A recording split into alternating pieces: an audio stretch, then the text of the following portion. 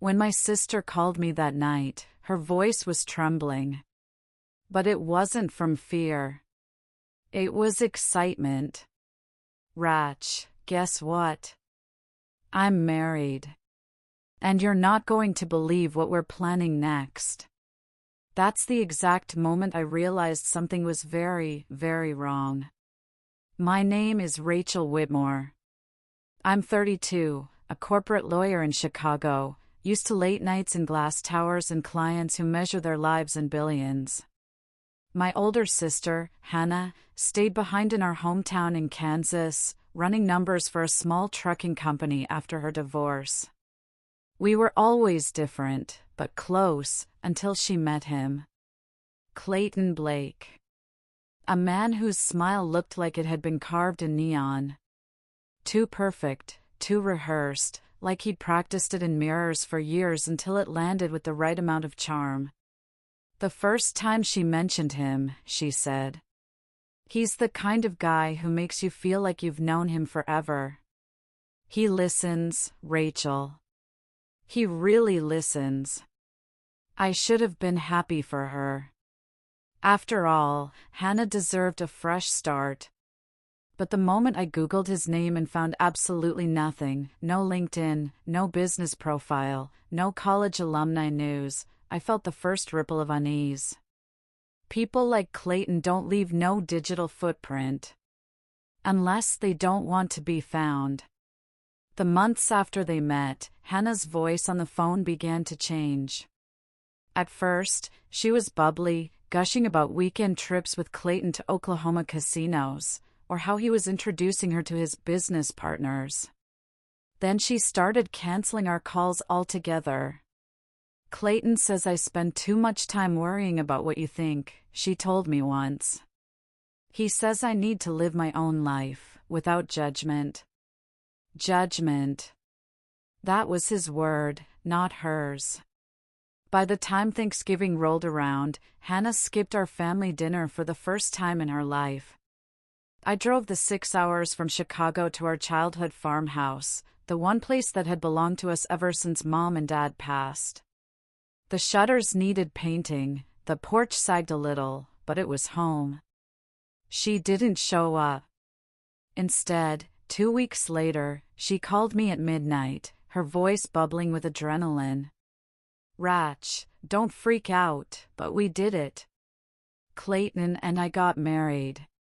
Just a small ceremony, you know, people who matter. People who matter." And apparently, I wasn't one of them. But then she dropped the real bomb. "Clayton says the farmhouse shouldn't sit empty. We're thinking of turning it into a retreat, maybe even hosting poker nights. It'll be fun. You'll see." That was when my lawyer brain snapped awake. Poker nights? Retreat? My parents' house wasn't a party venue. It was the only inheritance we had left. And I knew Hannah. She hated gambling. But Clayton? He seemed to thrive on it. The next weekend, I drove down to see them. Clayton greeted me in a leather jacket, his hand resting too firmly on my shoulder. His eyes sparkled like he was already betting on me. "You must be the hotshot lawyer's sister," he said, giving Hannah a wink. "We've heard all about you." "We." That word cut deep. He already spoke as if her voice belonged to him. Dinner was at a dingy steakhouse on the edge of town. I watched Clayton work the room, shaking hands with men in cheap suits, slipping folded bills to the bartender, laughing a little too loud. When Hannah excused herself to the restroom, I leaned in. "What do you really do, Clayton?" His grin widened, wolfish. "I create opportunities where other people see dead ends." That's not an answer. It's the only one you'll get, counselor. When Hannah came back, his hand slid over hers possessively, like a magician hiding a trick. 2 weeks later, the sheriff's department raided an abandoned warehouse outside town.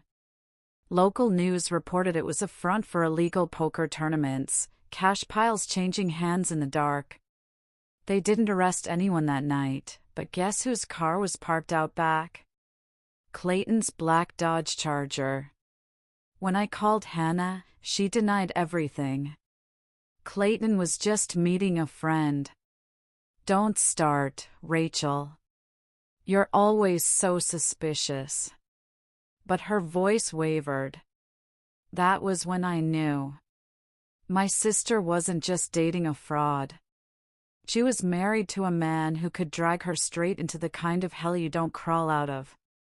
And if I wanted to save her, and the farmhouse, I was going to have to play his game better than he did. Because Clayton wasn't after love. He was after leverage. And he thought my sister was the perfect way to get it. I thought the worst thing I'd hear was that my sister had secretly gotten married.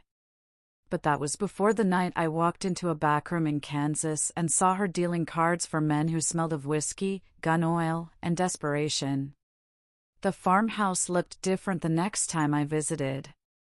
The shutters had been repainted black, strings of neon lights hung from the porch, and the familiar squeak of our childhood swing was drowned out by the bass thump of music coming from inside. This wasn't a home anymore. Clayton was turning it into a playground. Inside, the living room had been gutted. Mom's old rocking chair, the bookshelf filled with Dad's war novels, gone. In their place, a poker table, stacks of chips, and 3 men in trucker caps with cold eyes and thick wallets. And at the center of it all, smiling nervously as she shuffled a deck of cards, was Hannah. "What the hell is this?" I whispered. She looked up, startled, then plastered on a smile that wasn't hers. "Ratch. Isn't it great? We're running a private club now. Clayton says it's going to be huge. Money rolling in every weekend. We'll never have to worry again. Never have to worry." That was Clayton's mantra. He appeared from the kitchen, wiping his hands on a towel, grinning like he'd just pulled off the perfect heist. "Rachel, you made it. I was hoping you'd come see the new vision." "This isn't a vision," I shot back. "This is illegal." He leaned closer, his breath hot with bourbon. "Only if you get caught. And let me tell you something, sweetheart, out here in the middle of Kansas, nobody cares. The sheriff's on my payroll. The DA likes to play more than you'd think." My fists clenched. "You dragged my sister into this circus." He smirked. "Dragged? Please. Hannah's a natural. You should see how the guys tip her. Some women spend their lives fetching coffee for ungrateful bosses. Me? I make sure my wife feels like a queen." I turned to Hannah, desperate. "You hate gambling. You told me once you thought casinos smelled like desperation." Her eyes flickered, just for a second. Then Clayton's hand landed heavy on her shoulder. "People change," she murmured. "No. People don't change like that. They get broken." That night I stayed in a cheap motel off the highway, unable to sleep. Around 2 a.m., I drove back to the farmhouse. The poker game was long over, but I could still hear voices. I crept up to the window and peered inside. Clayton was at the table, his tone colder than I'd ever heard it. "You owe me 10 grand, Mason. You think you can walk out of here without paying, you're dead wrong." The man across from him was pale, sweating. "I'll get it, Clay. Just give me till Friday." Clayton slammed a whiskey bottle down so hard it shattered, glass spraying across the table. He didn't flinch. You think this is a goddamn charity? Friday, you don't pay, you don't breathe. Hannah sat frozen in the corner, eyes wide, clutching her hands so tightly her knuckles were white. I felt my stomach twist. Clayton wasn't just running games. He was running collections. The next morning, I confronted Hannah as she stepped onto the porch. You saw what happened, I said. You saw him threaten that man. Her eyes darted away. You don't understand. It's just business. Business? He's turning you into a prop in some gangster act. Hannah, this isn't you. Her voice cracked. I know. But, Rachel, I can't leave him. I can't. He says if I ever walk away, he'll ruin me. He'll tell everyone about the fake numbers he made me sign off on at work. He says I'll lose my job, my license, everything. The air left my lungs. He's blackmailing you. She nodded, tears slipping down her cheeks. And Ratch, he's been asking about the deed to the farmhouse. He wants me to convince you to sign it over. Says it'll be easier if the property's in both our names. He's obsessed with it. There it was. The real play. Clayton wasn't just after money from drunk gamblers. He wanted assets. He wanted the house. Our parents' legacy. And he thought my sister was weak enough to help him steal it. That afternoon, I drove back to Chicago with my hands gripping the steering wheel so tight my knuckles ached. I wasn't just angry. I was on fire. Clayton thought he was clever. He thought Hannah was his pawn. But I knew something he didn't. I'd spent years tearing apart fraudsters in courtrooms, exposing liars on the witness stand until they crumbled. I knew how to follow paper trails, how to bury a man with his own words. And if Clayton wanted a war, I was ready to burn his little empire to the ground. The only question was how much damage he'd do to Hannah before I could stop him. Because men like Clayton don't just disappear quietly. They explode. And my sister was standing right next to the fuse. They say small towns keep secrets. That's a lie. Small towns don't keep secrets, they bury them shallow, so the first storm rips the dirt away. And when I dug into Clayton Blake's past, what surfaced made me wonder how my sister was still alive.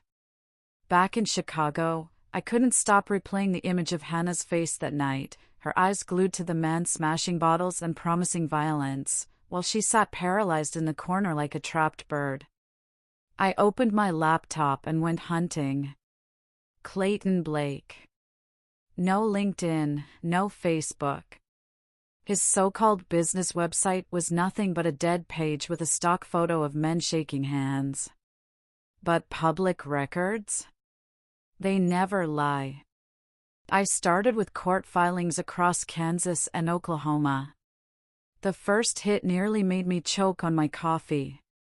Clayton James Blake, charged with aggravated assault, Tulsa County, 2015. Case dismissed after witness refused to testify. Then another. Clayton Blake, unlawful possession of a firearm, Wichita, 2017. Reduced to misdemeanor, served probation. And then the jackpot. Clayton Blake aka Clay Barnes, listed as associate in a DEA report about interstate drug shipments disguised as trucking loads. The very company where Hannah worked. A trucking firm. He hadn't just latched onto her by accident. He'd targeted her. I printed everything out, every charge, every alias, every connection. By midnight my dining table looked like a crime board. But the worst discovery came when I dug into property filings. Clayton had been sniffing around distressed farms across Kansas, offering cash to desperate families, then flipping the land through shell companies. The farmhouse wasn't just sentimental, it was strategic. Our land sat at the crossroads of two highways, with barns and silos perfect for hiding anything. Drugs. Guns. People. And if he got his hands on it, Hannah would become an accomplice to every dirty deal he ran. The next weekend I drove back to Kansas. I didn't tell Hannah. I wanted to catch him off guard. The farmhouse was glowing again with neon and noise. I crept around back, my heels sinking into the muddy yard, and peeked through the kitchen window. What I saw made bile rise in my throat. Not just poker this time. Not just whiskey-soaked gamblers. Boxes. Stacked against the wall. Marked with coded numbers. And Clayton, laughing with two men I'd never seen before, tattooed, mean-looking, one of them holding a gun casually like it was part of his outfit. "This place is perfect," one of them said. "Nobody suspects a damn thing in the middle of nowhere." Clayton grinned. "Told you. By next month, we'll move a shipment through here every week. And no one's going to stop us. My farmhouse. Our parents' home." He was turning it into a smuggling hub. I backed away, heart pounding. I needed to warn Hannah. But before I could reach my car, the porch light snapped on. Rachel? It was her. She stood barefoot on the porch, arms crossed, like she'd been waiting. "What are you doing here?" she hissed. "I came to see you." "Hannah, listen to me, those men inside, this isn't just cards and booze. They're trafficking something." She shook her head, glancing nervously over her shoulder. "Don't say that out loud. He'll hear you." "Hear me?" "Hannah, he's using you. Using our house. You need to get out." Tears glistened in her eyes. "You don't understand. He's all I have. When my marriage fell apart, when I thought I was nothing, he made me feel." "Feel what?" "Safe." "Hannah, safe men don't threaten people with broken bottles." Her lips trembled. For a second, I saw the old Hannah, the sister who used to sneak me out to midnight fairs, who laughed so hard at dumb jokes we cried. But then the door opened behind her. Clayton. He filled the frame like a shadow. Well, counselor. Couldn't resist snooping around again, huh? He invited me inside. No, not invited. Ordered. His tone was sweet, but his eyes were knives. We sat at the poker table, empty now except for a half-burned cigar and a revolver lying casually on the wood. "You know what I hate, Rachel?" he asked, swirling bourbon in his glass. "Family who can't mind their business. Hannah's been doing so well, learning the ropes, and here you come, stirring the pot." "This isn't business," I shot back. "It's crime." He laughed, a low, dangerous sound. "Crime? Let me explain something. Out here, the banks don't save farms. The government doesn't give a damn. Men like me? We create opportunity. I don't steal. I redistribute." "You destroy," I said flatly. His grin widened. "Maybe. But destruction pays better than your courtroom speeches." He leaned in close, whispering so only I could hear. "Keep digging, counselor. Keep poking around. But if you do, you won't just lose the farmhouse. You'll lose her." His eyes flicked toward Hannah. That was the first time I realized just how far he'd go. Not just manipulation. Not just blackmail. If I pushed too hard, he might bury her with him. I left that night shaking, rage and fear tangled like barbed wire in my chest. But as I drove away, headlights cutting across empty Kansas fields, I made myself a promise. If Clayton Blake thought he could scare me into silence, he'd underestimated the wrong Whitmore sister. Because I wasn't just going to expose him. I was going to make sure the next time his name appeared in records, it would be on a prison roster. And I didn't care how much dirt I had to dig to get there. When I called the federal tip line, I expected paperwork. I didn't expect 2 agents to show up at my Chicago office the next day with photos of my sister's husband standing next to crates of automatic weapons. That's when I knew we weren't just playing cards anymore. We were playing war. The agents introduced themselves as Special Agent Keller and Agent Morales, both from the ATF. They'd been tracking a series of stolen weapons shipments moving across state lines, and Clayton Blake's name had popped up more than once. When I slid my folder across the table, his assault charge, the trucking connections, the farmhouse deed, they exchanged a look that made my stomach drop. "Ma'am," Keller said carefully, "your brother-in-law isn't small-time. He's tied to a crew out of Oklahoma City. They run cards, drugs, guns. And lately? We think they're experimenting with something uglier, importing synthetic fentanyl through farm supply shipments." My blood went cold. "And Hannah?" "She's not a target," Morales said gently. "Not yet. But if he keeps using her as a front, she will be." I didn't need convincing. I looked them dead in the eyes. "Tell me how to help you bury him." The plan was simple on paper, dangerous in execution. We needed proof. Recorded proof. The kind that showed Clayton admitting his operation, or at least handling contraband. They couldn't move without it. "Your sister won't wear a wire," Morales warned. "She's too deep in the fear cycle. He'll sniff it out." "Then I'll wear it," I said.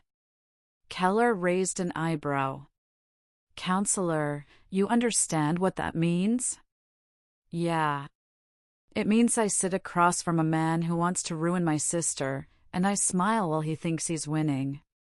That weekend I drove back to Kansas. Hannah met me at the diner on Main Street, her face pale, hands trembling around a mug of coffee. "Rachel, you shouldn't be here. He's getting paranoid. He checks my phone, my emails. Her voice broke. He even put cameras inside the farmhouse." I swallowed the lump in my throat. "Then we'll talk here. Tell me, what's he planning?" She hesitated, then whispered, "There's a shipment coming Tuesday. Something big. He keeps saying once it moves, we'll be set for life. But Ratch, it's in the barn. Our barn. He's hiding it under Dad's old tractor." That was all I needed. Tuesday night, I parked a mile away and walked through the fields under a blood-red sunset. The wire taped to my ribs itched, every step a reminder that if Clayton searched me, I was dead. The barn glowed faintly ahead, music thumping from a speaker inside. I stepped through the door and froze. Stacks of crates lined the walls, stamped with codes I recognized instantly, military surplus numbers. Ammo. Rifles. God knows what else. Clayton spotted me and grinned. "Well, look who decided to drop by. Counselor Rachel, right on time. Want a tour of the family business?" I forced a smile. "Why not?" He led me past the crates, bragging like a teenager showing off stolen fireworks. 10 AR-15s in this one, shotguns here, a few toys from overseas in the back. By next week, these will be gone, cash in my pocket, and nobody the wiser. You know what they'll say? That Clayton Blake made something out of nothing. That he turned dirt into gold. My recorder hummed against my chest, capturing every word. I laughed lightly, though my throat was dry. Sounds risky. He leaned close, eyes glittering. Risk is what separates winners from losers. Your sister understands that. Don't you, Hannah? I spun. She was standing in the doorway, pale, clutching her arms. She hadn't known I'd come. And now, she was caught. For a moment, silence. Then Clayton's grin vanished.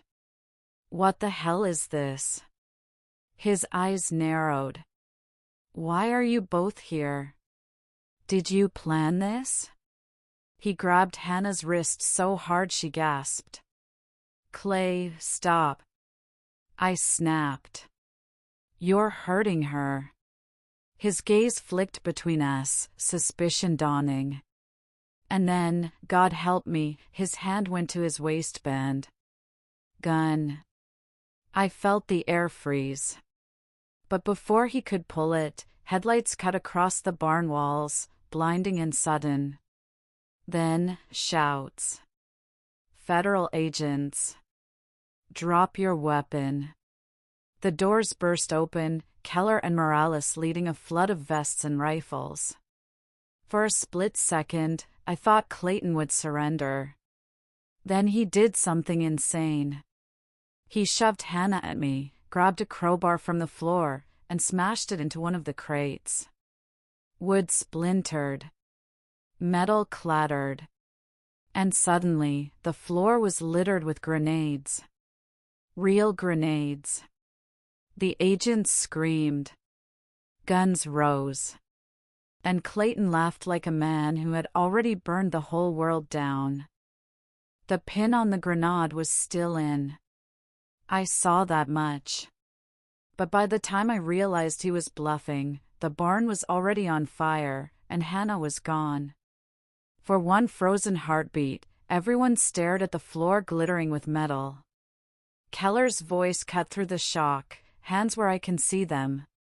Morales grabbed my sleeve and tried to drag me behind a stack of crates. Clayton didn't move.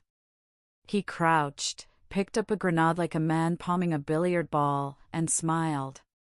Relax, heroes, he purred, dangling it between two fingers. Not all of these wake up angry. His thumb toyed with the pin, and half the room flinched. I didn't. I saw it, the split ring still seated. A bluff. Clay, I said evenly, you're stalling. He winked at me. And you're learning. Then his other hand came up with a tiny fob. He pressed it. The back wall coughed light, then roared. A secondary shed behind the barn blew into a column of flame, the concussion rattling the rafters. Agents hit the deck. In the chaos, Clayton shoved a rack of tools at Keller, snatched Hannah by the wrist, and sprinted for a side door. By the time Morales and I scrambled to our feet, they were silhouettes against the fire, swallowed by smoke and prairie night. Perimeter. Keller bellowed, coughing. Get that fire contained, go, go. I ran for the exit. Outside, the Kansas sky was a low ceiling of orange. Sirens wailed from somewhere too close. I made it to the gravel drive just as a county cruiser fishtailed in and slewed to a stop. Out stepped Sheriff Pike, cowboy hat, belly, a grin that said he loved a good camera. Busy night, counselor, he drawled.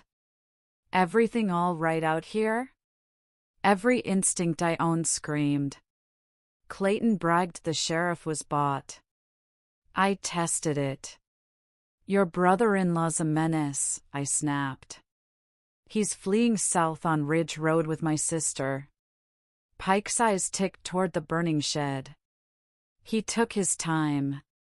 Now how would you know that, Miss Whitmore, when I don't? Behind him, Morales strode up with a badge held high. Federal operation, Sheriff. We need your cooperation and your dash cam. Pike didn't blink. Y'all got a warrant for my goodwill? Keller arrived, soot-streaked. The standoff lasted exactly 2 seconds too long enough for the Charger's taillights to recede into the dark. Pike finally tipped his hat, got back in his cruiser, and peeled away, conveniently in the opposite direction. Of course, I muttered. Morales cursed under her breath. He just gave them space. Then we don't ask him for help, I said. We make him irrelevant. Clayton called at 2:11 a.m. My phone vibrated with Hannah's contact photo from 5 years and 1 lifetime ago, sunburned, laughing on our porch. His voice was sunshine poured over gasoline. Counselor. Miss me yet? Put Hannah on. A beat. Then her breath, ragged. Ratch, I'm okay. Don't. The line rustled. He was back. She's safe. For now. But I've got a problem. Your Fed friends scorched my timeline. So we're going to fix that together. No. Oh, I wasn't asking. The Charger's engine hummed through the speaker. Here's how this goes. Tomorrow night you bring the deed paperwork. Not a copy. Not a promise. The deed signed by both of you. In exchange, your sister gets to keep breathing air that isn't duct-taped. You think I'll hand you our parents' house? I think you'll do math. Cops are slow. Fire's messy. Family is priceless. I forced calm. Where? He chuckled. You'll like this.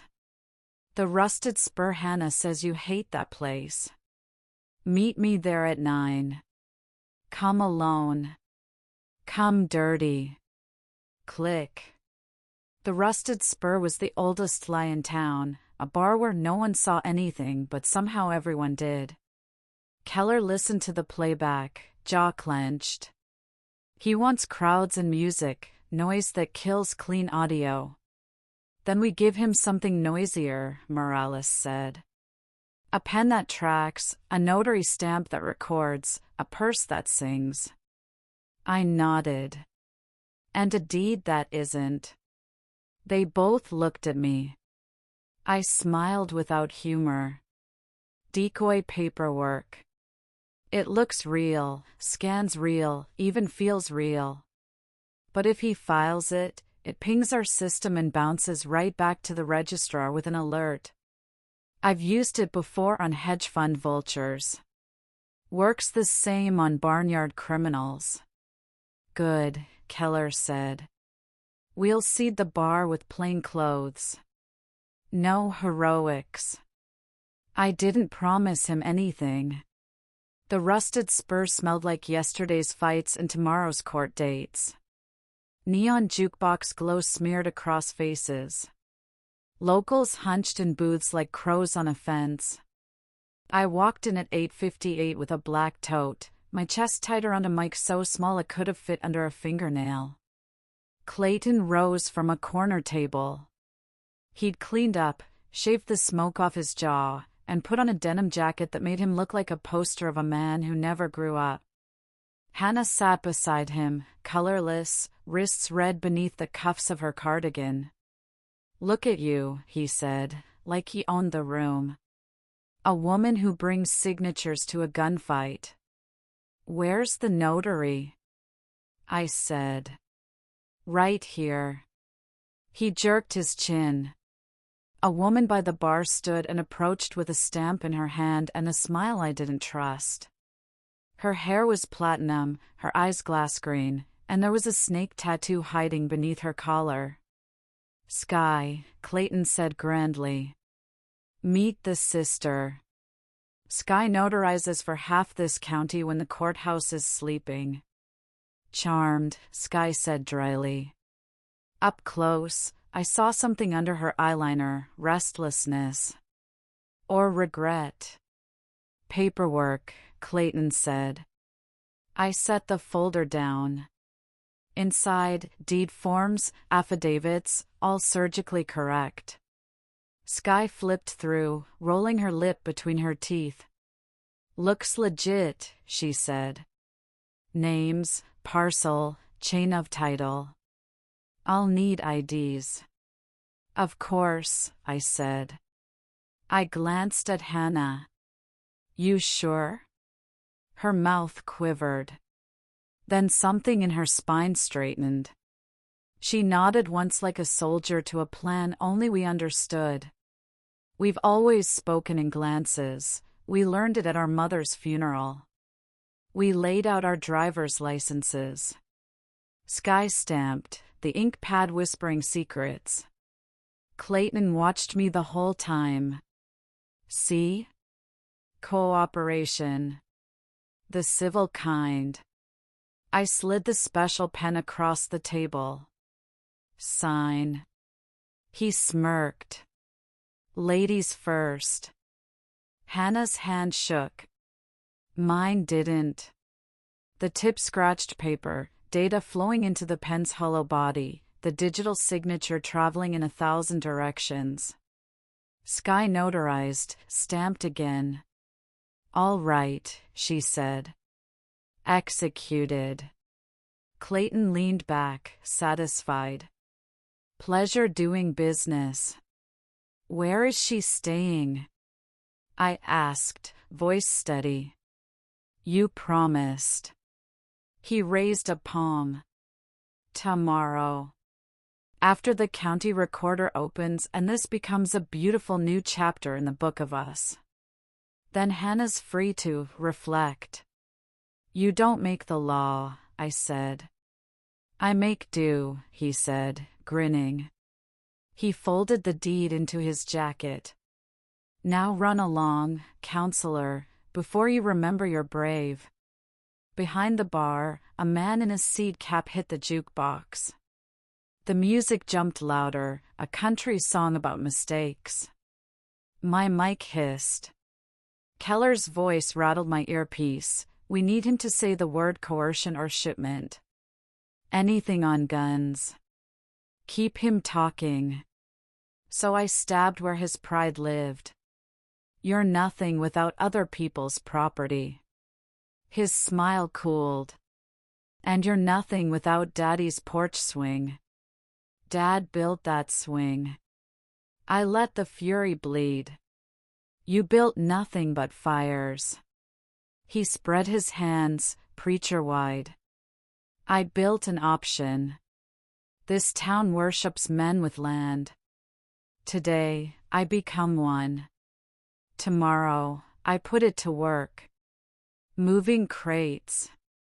I tilted my head. Under tractors. His eyes flicked. A tell. You really should stop knowing things, he said softly. It's bad for your health. Keller, that's enough. Do not escalate. Walk. But then Hannah moved. It was so subtle I almost missed it, her fingers reaching, not for me, but for the pen. She set it upright like a tiny antenna. Sky saw it. Her gaze sharpened. She leaned toward me, voice a breath. You're wearing and so is it. I blinked. What? I know a federal pen when I see one, she murmured, then louder, to Clayton, hey, baby, mind if I get a light? Clayton turned, annoyed. We're busy, Sky. That's the problem with you, she said with a half laugh that wasn't a laugh. You're always busy right up until you're arrested. She flicked her eyes toward the door. Now. I didn't wait. I grabbed Hannah's hand. We pivoted. And Sheriff Pike stepped into the doorway with 2 deputies, big and smug. Evenin', folks. Got a report of disorderly conduct. Morales said in my ear, God damn it, and then the bar erupted. Not with gunfire, worse. With loyalty. 3 of Clayton's regulars stood, shoulders squaring, blocking the aisle. The jukebox blared. Someone smashed a pitcher. Skye planted herself in front of Pike, yammering about permits. Keller muttered, We're going to lose audio. Clayton used the scrum the way a river uses a bend. He pulled Hannah in, tight to his side. Tomorrow, counselor, he whispered, eyes bright with that toxic joy. 9 a.m. at the recorder's office. Bring flowers. He pushed through a back exit and vanished into the alley. I went after them. A deputy grabbed my wrist. Pike smiled without showing teeth. Now where's the fire, Miss Whitmore? The one you didn't see at my barn? I spat. He shrugged. Can't be everywhere. He leaned in, breath sweet with mints and rot. And sometimes a man's gotta choose his friends. Choose wrong, I said, and you run out of them. Something in his eyes flickered. Fear? No. Calculation. Go home, he said. Let the men work. Behind him, Skye slid a business card into my palm and whispered so faintly it was almost a thought, back lot. 10 minutes. Come without your choir. Pike released me. I walked to the front door, then peeled off around the side, heart punching my ribs. The back lot was a geography of oil stains and bad decisions. Skye was there, pacing, jacket tight against the chill. Up close, she looked less like trouble and more like escape that hadn't worked. You're playing a long game, she said. I used to be good at that. What do you want? To not die with Clayton's mistakes around my neck. She lifted her chin. He's not taking your deed to the recorder. He's meeting a buyer at sunrise, out by the wind farm. He thinks paperwork is a parachute, the cash is the landing. He offloads the house for a bag of money and a promise from a man who thinks a barn is a bank. Names. She rattled 2 I didn't know and 1 I did, Mason, the desperate gambler from the barn. He owes. He's over his head. He'll sign anything for air. I swallowed. Why help me? Skye smiled without humor. Because I notarize a lot of lies in this county, but some of them come with funerals. And I'm tired of wearing black. I looked at the empty alley. He'll have Hannah with him. Yeah, she said. Because you don't negotiate with a ghost. Headlights slid across the lot. Keller's sedan. He jumped out. We heard some, lost more. What do we have? I held up Skye's card. A location, a clock, and a witness who wants to change her ending. Morales skidded in behind him. We can put a team at the wind farm by dawn. But if Pike's in the pocket... We go around him, I said. On what authority? Keller asked. On mine. I looked east, where the horizon was bruising toward morning. He takes my sister to those turbines. He thinks the wind masks the sound. He forgets it also brings it farther. Keller hesitated. Morales didn't. We move. Skye grabbed my sleeve. One more thing, she said. He's wired the charger. If he thinks he's boxed in, he'll flip a switch. Not to blow it, just to make a lot of smoke and a bigger mess. He believes in theater. So do I said. I just prefer the curtain to fall. We split, the agents to rally what they could without the sheriff, Skye to vanish into whatever life she had before Clayton, me to an empty highway with a steering wheel and a prayer. At 4:53 a.m., the wind farm appeared, a forest of white giants turning slow and indifferent. I killed my lights and eased onto the service road. Morales whispered in my ear, 2 units tapped by the substation. Thermal shows 3 bodies near the southern access, 1 moving, 2 close. I parked behind a rise and crawled forward on my hands, gravel scraping my palms. The turbines groaned like ships. Clayton's voice carried, bright as broken glass. Sunrise is pretty, huh? Think of it like a ribbon cutting. Hannah didn't answer. Mason's voice shook. You sure about this, Clay? Paperwork's messy. Clayton laughed. Paperwork is a promise.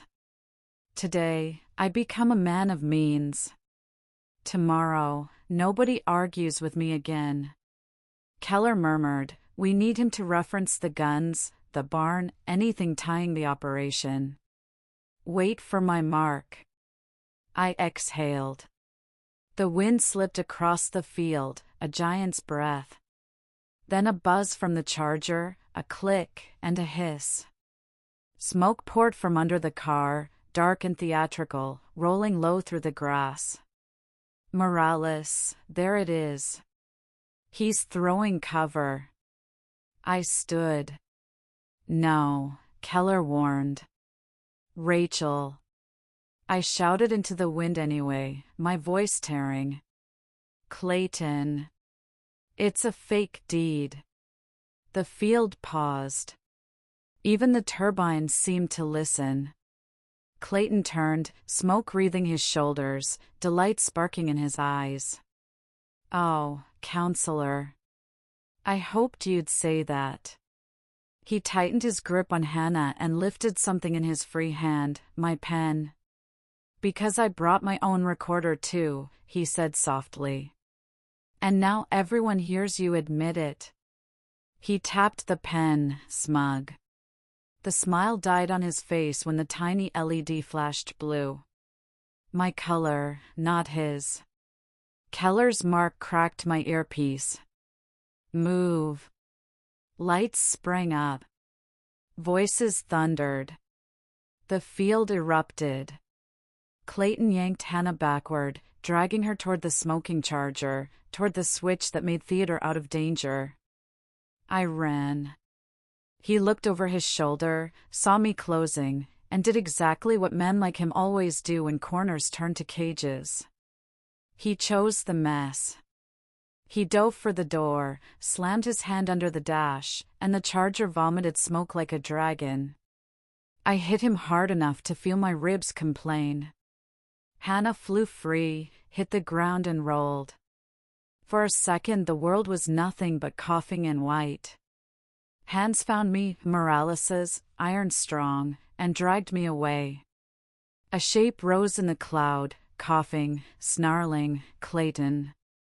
He bolted, a ghost in fog, toward the service road and the darkness beyond. Keller's voice fired like a starter pistol, do not shoot through smoke. Contain. Contain. The wind took the cloud, shredded it, and showed us dawn. Hannah crawled to her knees, hair plastered to her face, gulping air. She looked at me like a child in a storm who realizes the house is still standing. I grabbed her. It's over, I lied. Because the horizon was empty where a man should have been wearing cuffs. Clayton Blake had slipped the net with nothing but a grin, a bruise forming on his jaw, and a single promise he'd made himself 1,000 times. Tomorrow, I win. Not if I beat him to it. I stood, tasted ash, and looked at the barn lifetimes between us. Then there won't be a tomorrow, I said. And the sun climbed up to watch me prove it. I used to think the scariest sound in the world was a gun being cocked in the dark. I was wrong. It's the sound of your sister whispering, "I don't think he's ever going to let me go," when you know she might be right. Clayton was loose. Again. The sunrise raid at the wind farm should have finished him, but the man had more lives than a cockroach in a trailer fire. By the time Keller's team cleared the smoke, he'd melted into Kansas flatland. For 2 days, no word. No calls, no sightings. Hannah stayed with me at the motel in town, curled under motel blankets that smelled like bleach and regret. She barely ate, barely spoke. Every knock at the door made her flinch. Then, the third night, my phone buzzed with a text from a blocked number. Rusted Spur. Tonight. One last game.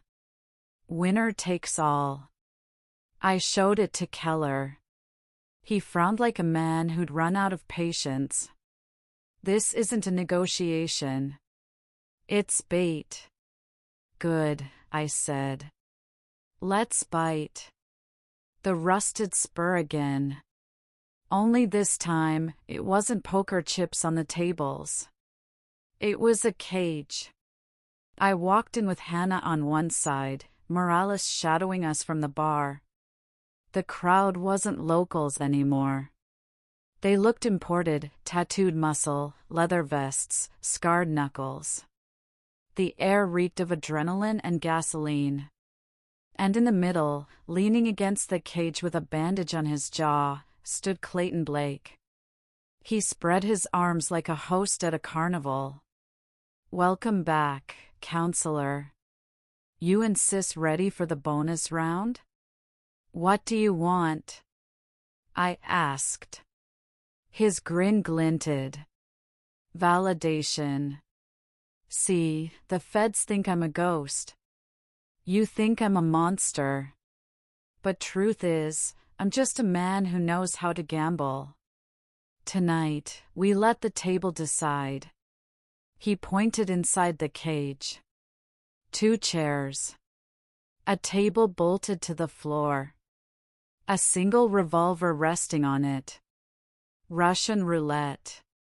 The crowd roared approval like hyenas. I felt Hannah's hand crush mine. You're insane, I spat. Clayton bowed. Insane? No. Entertainer. If I win, I walk. If I lose, well, at least it's dramatic. And Sis? She comes with me either way. Keller's voice buzzed faint in my ear. We can't storm this. Too many bodies, too much crossfire. Clayton must have seen the hesitation in my face, because his grin sharpened. He opened the cage, sat, spun the revolver on the steel table. It clicked to a stop, pointing at me. Sit, counselor. Let's play law by chance. I stepped forward. Hannah whimpered, Rachel, don't. But I was already sliding into the chair. Clayton picked up the gun, spun the cylinder, slammed it shut. He aimed at his own temple, pulled the trigger. Click. Empty. He laughed, wild and bright. Your turn. The weight of the revolver was colder than any courtroom gavel I'd ever held. I lifted it, pressed it to my temple. For a heartbeat, I thought of Mom's rocking chair, Dad's swing, Hannah's laughter before all of this. Then I pulled. Click. Empty. The crowd howled. Clayton snatched it back. Spin. Slam. He aimed, this time, at Hannah. Her scream cut the air. Stop. I roared. His grin widened. This is family arbitration. Fair and square. He pulled. Click. Empty. Hannah collapsed into sobs. The crowd loved it. That's when Morales made her move. She pushed through the mob, spilling beer on herself, faking a stumble. Her hand brushed my tote bag where I'd hidden the second pen, the tracker, live and hungry. She slipped it under the table with a palm flat. The magnet latched. Keep him talking, she whispered without moving her lips. Clayton spun again, eyes fever bright. Your move, counselor. Fate or faith. But I wasn't listening. I was watching the tiny LED glow faint under the table's lip. Keller's team would see it. They'd know where to strike. I smiled for the first time all night. Fate. I raised the revolver, but this time angled it just right, so when I pulled, the round fired into the ceiling. A deafening crack split the room, plaster raining down. The crowd screamed. And in that chaos, the front doors exploded inward. Federal agents. Down, now. Flashbangs bloomed like suns. The cage filled with smoke and light. Clayton lunged across the table, grabbing the revolver. His hand slammed against mine. The cylinder spun wild. He shoved me back against the bars, snarling. You think this is over? I headbutted him. Felt cartilage crunch. His grip slipped just enough. Hannah dove forward, grabbed the revolver, and with a primal scream slammed it across his temple. Clayton collapsed, blood spilling down his cheek. By dawn, it was over. The feds cuffed half the bar. Keller shoved Clayton into a black van, his grin finally cracked into silence. Morales carried the revolver out in a bag like a relic. And Hannah? She sat on the curb outside, shaking, my coat draped over her shoulders. I thought he'd never let me go, she whispered. He didn't, I said softly. You let him go. She looked at me with hollow eyes. Ratch. I'm so sorry. I pulled her into my arms. We both survived him. That's all that matters. Weeks later, in a quiet courthouse, I stood beside Hannah as the judge finalized the paperwork. Clayton Blake, indicted on weapons trafficking, racketeering, attempted kidnapping, extortion. No bail. The farmhouse returned to our names, clean and untouchable. That night, we sat on the porch, the swing groaning like old times. Hannah sipped sweet tea. I watched the fireflies. Think it'll ever feel normal again? She asked. I shook my head. Not normal. But free. She leaned against me, fragile but real. Free's good enough. And for the first time in a long time, I believed her. Because Clayton's empire of smoke and cards had finally collapsed. And two sisters in the middle of Kansas had turned survival into victory.